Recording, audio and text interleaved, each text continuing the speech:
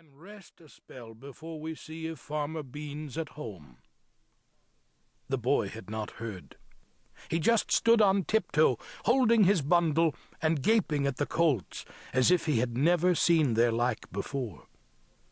"That little one," he whispered. Just then a door slammed shut, and from the house beyond the meadow a farmer in his working clothes started down a footpath toward them. "Howdy-do!" he called out as he came closer. 2 rods from them he shaded his eyes and stared intently. With a whistle of surprise he stopped in his tracks. "Great jumping Jehoshaphat!" he shouted. "If it ain't Justin Morgan, schoolmaster and singing teacher, why, I'm as pleasured to see you as a dog with 2 tails." He set down a bucket he was carrying and shook hands across the fence. "Who's the fledgling you got with you?" he asked, pointing a thumb toward the boy. "This lad is Joel Goss, one of my scholars. I board with his parents," the schoolmaster explained. "And when I mentioned that I'd be going off on a junket till school starts, I could see he wanted to traipse along. Joel," he said, putting his hand on the boy's shoulder, "I'd like you to meet Farmer Bean, an old neighbor of mine."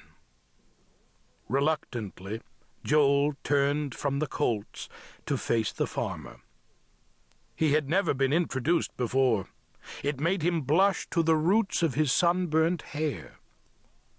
"Cat got your tongue, boy?" the farmer said, not unkindly. "Or be you smitten on the colts?"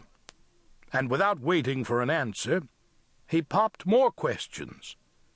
"Where in tarnation you 2 come from? You hain't come all the ways from Randolph, Vermont to Springfield, Massachusetts, be you?" Justin Morgan nodded. "Sakes alive! You must be all tuckered out. Why, even as the crow flies, it's over 100 miles down here. You didn't walk the whole way, I hope?" The schoolmaster took off his hat and ran his fingers through graying hair. "Yes, Abner, that is, most of the way, except when Lem Tubbs and his team of oxen gave us a short haul into Chicopee." "Well, gosh all fishhooks! Let's not stand here a-gabbin'. Come in, come in. The woman'll give us hot cakes and tea. I'll bet Joel here could do with some victuals. He's skinny as a fiddle string. Come in, and by we can chat." All during the conversation, the colts had been inching closer and closer to Farmer Bean. Now they were nipping at his sleeves and snuffing his pockets. "These tarnal critters love to be the whole show," chuckled the farmer, reaching into his pockets. "If I don't bring 'em their maple sugar, the day just don't seem right to them. Nor to me, neither." Justin Morgan steadied himself against the fence. "Abner," he said, "before Joel and I sit down to your table, it seems I should tell you why I've come." He paused, nervously drumming the top rail for courage. After a while he looked up, and his glance went beyond the meadow and the rolling hills. "I've come," he swallowed hard, "because I've a need for the money you owed me when I moved away to Vermont." There was a moment of silence. It was so still that the colts, munching their sugar, seemed to be very noisy about it. Joel thought of the bright red apple he had eaten last night. He wished now that he had saved it for them.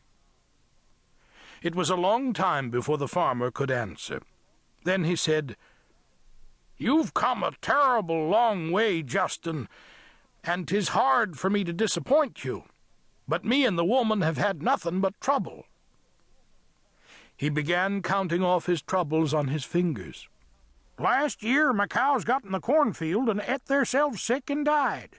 Year afore that, the corn was too burned to harvest. Year afore that, our house